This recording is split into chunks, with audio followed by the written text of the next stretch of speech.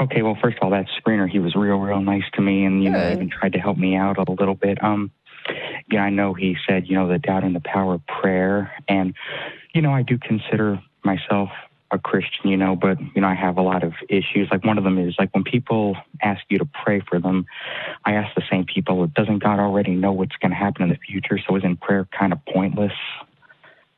Yeah. You know what I mean? Yeah. There's a lot of problems with prayer.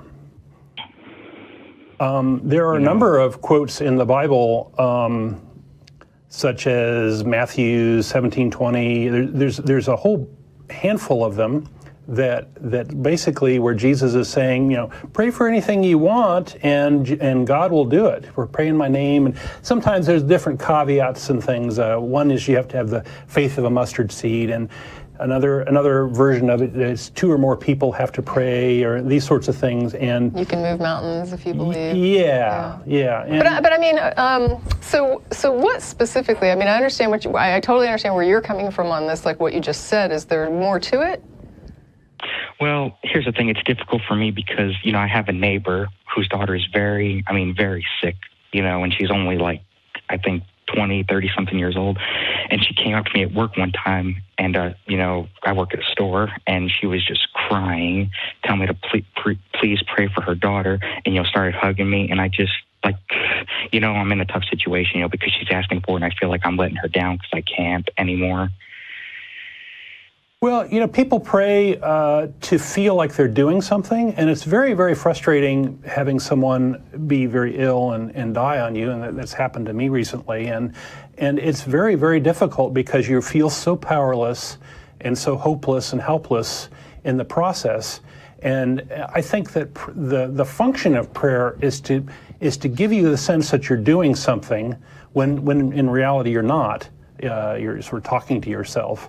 And that's sort of a double-edged sword. I mean, it helps you feel better, perhaps, but at the same time, you're not really doing anything. But I guess I'm trying to figure out. So is your issue more about how to assuage your feelings of guilt that you have to confront this woman in a certain way, but then behind the scenes, you're not really doing what she's asking you to do? Well, or is it in general? I'm sorry. I guess in general, I'm just tired of I guess you could say I've been faking it for a little while. The prayer or the theism? Just like I go to Bible studies and they ask me to lead prayer and they ask me to speak. Okay, so you're being called on to life. Now, is your issue specifically with prayer and the role of prayer in your theism? Oh no, there's a lot of questions I have. That's just a small part of it. Okay. Because I know that when the church that I attended, the very last church I attended, actually rejected the notion of intercessory prayer as being heretical. So they viewed prayer as a self-reflective activity, that almost like meditation, and they thought, like you thought, that the idea that you would pray for God to alter a plan in some way for you was not in line with the idea that God, does what he does and we should accept it. And they felt more like in line with the idea of Jesus' prayer in Gethsemane, right, where he says, whatever you decide to do to me, I accept it. They felt like the prayer was more about you just working towards your own personal acceptance of whatever was unfolding as God's plan. So there are a lot of ways to view it. I don't know what the other issues are, and I'm still kind of curious. So is your call today specifically about how you cope with being called on to pray in these situations? Or is it more that you're just losing faith and you feel like I just have so many questions, and that's just one of them. Mm-hmm. And I go to Bible studies occasionally, like at family members' houses. And one time, I kind of feel bad because I did fake it a little bit. I said, I prayed and, said certain things, and people would say to me afterwards, like, oh, you were so filled with the Holy Spirit. And I'd be like, I was? Because I didn't feel it. Yeah. So you might benefit from stepping away from the participation in these activities for a little while, at least, to sort of reset your expectations and maybe reach out to other communities that may be more skeptical or more liberal and less like a UU church or something like that, less focused on the God aspect of it. That might allow you to get some perspective on your situation that you might have trouble getting otherwise if you're always sort of doing that day to day. So that would be my suggestion. Well, I'd like to ask, what's your denomination? Well, okay, I was raised as a Catholic, and and then moving to the South, there's not many of those, so I kind of went along with what friends are doing. Most of them are Baptist, and I just said, okay, well, I'll just be non-denominational, but then, doing some research, I'm like, I don't even know what to call myself. I guess the closest thing would be Baptist. When you go to church, what's on the sign? You know what? I'll be honest, I don't even remember. Okay. Okay. So you get a benefit from the community pretty clearly. And so kind of what I'm suggesting is kind to me. Find a different community, and I think even if it's a community for a hobby or something like that, I think that it's good to be around people. It's good to have support and be have friends, these sorts of things. But I don't know if staying immersed in this culture is going to help you, and it may be that if you tip your hand and let folks know that you're not believing anymore, that you'll sort of be the focus of a lot of folks on a mission to save you, and that's a kind of uncomfortable position to be in. Yeah, I told a few close friends. At first, I was kind of concerned, like when Don was saying to go and find community elsewhere. I know that, like with the church that I attended, if I would have stopped going or gone somewhere else, there would have been a lot of attention on that. Huh? So I wasn't sure what your situation was, but I agree with Don. I think that your particular situation, like you said, basically, I was raised Catholic, but I went down the South and then I just went with whatever they were doing, and I don't even know what's on the sign at church. So it sounds like you're not super tied to the group. I mean, you may have friends in there, but it doesn't sound like this is your life.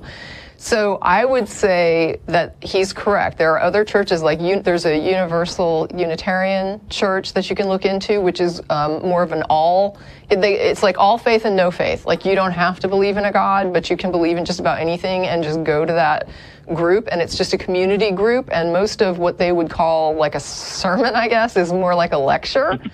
So you go in and they do a lot of community service, they do a lot of charity work, and mainly it's just a group of people getting together.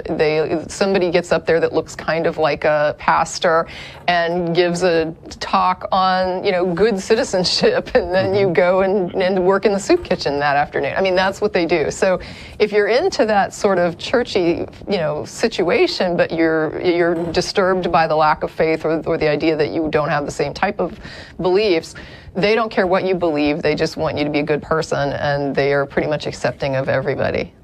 Yeah, and let me add to that.